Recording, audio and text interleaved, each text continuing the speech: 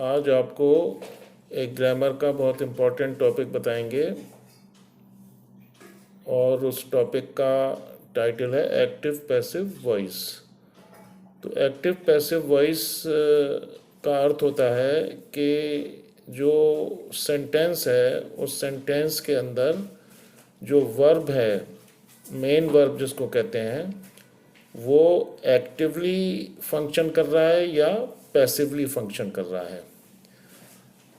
अब इसको हम एक एग्ज़ाम्पल से समझते हैं और एग्ज़ाम्पल आपके सामने शीट पे लिखा हुआ है। एग्ज़ाम्पल मैं आपके लिए पढ़ता हूँ। Mohan pledge cricket. इसमें मोहन सब्जेक्ट है, प्लेज वर्ब है और क्रिकेट इसमें ऑब्जेक्ट है। तो जो वर्ब है प्लेज, वो यहाँ पर एक्टिवली फंक्शन कर रहा है। एक्टिवली वो इसलिए फंक्शन कर रहा है क्योंकि वो जो ऑब्जेक्ट है क्रिकेट, उसके ऊपर उसका डायरेक्ट इम्पैक्ट आपको दिख रहा है। तो ये हमारा एक्टिव वॉइस का वर्ब हो, एक्टिव वॉइस का सेंटेंस हो गया, जिसमें कि प्लेज जो है वो एक्टिवली फंक्शन कर रहा है और ये सब्जेक्ट जो है मोहन, ये इसके ऊपर परफॉर्म कर रहा है और ऑब्जेक्ट है क्रिकेट। अब यदि हमसे कहा जाए कि इसको पैसिव वॉइस में कन्वर्ट करिए, तो इसका बड़ा सिंपल सा एक रूल है कि जब हम पैसिव में कन्वर्ट करते हैं तो ऑब्जेक्ट जो है वो सब्जेक्ट की तरह फंक्शन करता है और जो सब्जेक्ट है वो सेंटेंस के लास्ट में शिफ्ट हो जाता है और बाई प्रिपोजिशन का हम इसमें यूज़ करते हैं। तो आपको इस सेंटेंस को देखने से ज़्यादा क्लियर होगा। देखिए, मोहन प्लेज क्रिकेट, और जब हम इसको पैसिव में कन्वर्ट करते हैं तो cricket is played by Mohan. तो क्रिकेट इसमें ऑब्जेक्ट बन गया और इज़ प्लेड, ये जो है वर्ब की थर्ड फॉर्म, जिसको हम पास्ट पार्टिसिपल भी कह देते हैं, बी के साथ वर्ब की थर्ड फॉर्म। तो बी टाइप वर्ब इसमें इज़ है और थर्ड फॉर्म जो मेन वर्ब है वो प्लेड है। तो cricket is played by Mohan. तो मैं समझता हूँ कि ये जो है आपको क्लियर हो गया होगा कि Mohan pledge cricket active voice का सेंटेंस है और जब हमने उसको कन्वर्ट किया तो ऑब्जेक्ट था क्रिकेट, वो सब्जेक्ट बन गया। Cricket is played by Mohan. इसी तरीके से कुछ और एग्जांपल्स से हम समझने की कोशिश करते हैं। इसके नीचे आप देख रहे होंगे शीट पे, शी हेल्प्स हिम, तो ही इज़ हेल्प्ड बाय हर। तो शी यहाँ पे सब्जेक्ट था और हेल्प्स वर्ब है और हिम इसमें ऑब्जेक्ट था। तो अब जब हमने पैसिव में कन्वर्ट किया तो हिम तो सब्जेक्ट बन गया, वो हमने लिख दिया ही, और हेल्प्स को हमने पार्टिसिपल बना दिया बी टाइप वर्ब के साथ में, ही इज़ हेल्प्ड, और प्रेपोजिशन लगा के, और जो सब्जेक्ट था हम उसको एंड में ले गए और उसके इक्विवेलेंट हमने लिख दिया word her.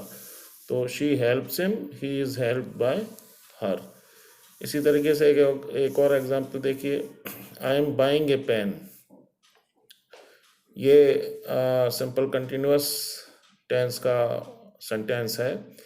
I am buying a pen, तो अ पेन इसमें ऑब्जेक्ट है, आई सब्जेक्ट है और बाइंग इसमें वर्ब है। अब इसको हमने पैसिव में कन्वर्ट किया तो a pen is being bought by me. तो ये बिल्कुल क्लियर है। इसमें चूँकि ये प्रेजेंट कंटिन्यूअस का सेंटेंस था एक्टिव वॉइस में, तो जब हम पैसिव में इसको कन्वर्ट करेंगे तो जो बी टाइप का वर्ब है उसके साथ में हम बीइंग का यूज़ करके और वर्ब की थर्ड फॉर्म का यूज़ करेंगे। तो a pen is being bought by me. इसी तरह से थर्ड एग्जाम्पल देखिए, he has to teach us, he has to teach us. अब देखिए इसमें वर्ब है टू टीच, या अगर हम ऑक्सिलरी के साथ इसको पढ़ें तो हैज़ टू टीच, और सब्जेक्ट है इसके अंदर ही, और इसमें ऑब्जेक्ट इसमें अस है। तो अब अगर हम इसको जिस तरीके से ऊपर के सेंटेंसेस को हमने कन्वर्ट किया है कि ऑब्जेक्ट को सब्जेक्ट के स्थान पर लाएं और साथ में करस्पॉन्डिंगली उसमें जो टेंस का चेंज है वो करें, तो आप देखेंगे कि अस जो था ऑब्जेक्ट, वो हम जब सब्जेक्ट की जगह उसको हम प्लेस करेंगे तो वो कन्वर्ट हो जाएगा वी में। तो he has to teach us, we have to be taught by him. अच्छा एग्जाम्पल है, इसको ध्यान से देखिए। He has to teach us active voice का सेंटेंस है, और जब हमने उसको पैसिव में कन्वर्ट किया तो ये जो ऑब्जेक्ट था वो सब्जेक्ट बना, उसको सबसे पहले लिखा वी हैव टू बी। और वी के साथ में आपको मालूम है हैज़ और हैव फॉर्म का जो वर्ब होगा उसमें हैव का इस्तेमाल होगा वी के साथ में, तो we have to be taught by him. इसी तरीके से फोर्थ एग्जाम्पल है, someone is following us, someone is following us, तो इसका करस्पॉन्डिंग जो पैसिव सेंटेंस बनेगा वो बनेगा we are being followed. Us जो ऑब्जेक्ट है उसके करस्पॉन्डिंग सब्जेक्ट वी बन जाएगा, और ऊपर के सेंटेंस में अब आप देखेंगे कि वी जब आएगा तो उसमें आर और बीइंग के साथ में वर्ब की थर्ड फॉर्म लगेगी, वी आर बीइंग फॉलोड। ठीक है ना। समवन रिडंडेंट है, हम उसको नहीं भी लिखें तब भी वो इम्प्लाइड है, उसको कोई लिखने की आवश्यकता नहीं है। ये थोड़ा ध्यान से पढ़िए। Someone is following us, we are being followed. By someone अगर आप लिख दें एंड में तो वो इनकरेक्ट नहीं होगा, लेकिन अगर नहीं भी लिखेंगे तो वो भी इम्प्लाइड है कि we are being followed by someone. Similarly इसके अंदर जो एक फ्रेमवर्क आएगा रूल का, वो देखिए आपके सामने मैं शीट पे आपको पढ़ के बताता हूँ। तो इसमें क्या करना है कि ब्रिंग द ऑब्जेक्ट फर्स्ट, सबसे पहले आपको जो एक्टिव वॉइस का सेंटेंस है उसके ऑब्जेक्ट को सबसे पहले लिखना है, और वो ऑब्जेक्ट आपका पैसिव वॉइस में सब्जेक्ट का काम करेगा। उसके बाद में जो बी टाइप का वर्ब है उसका हमें सही यूज़ करना है कि पैसिव बनाते समय इज़ लगेगा, आर लगेगा, है ना।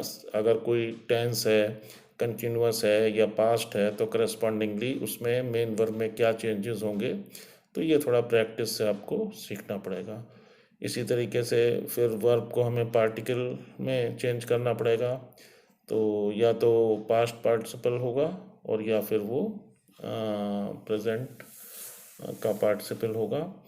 तो ये आपको चेंजेस ध्यान में रखने हैं, और उसमें फिर बाय का यूज़ होगा, बाय प्रेपोजिशन है और वो पैसिव वॉइस बन जाएगा।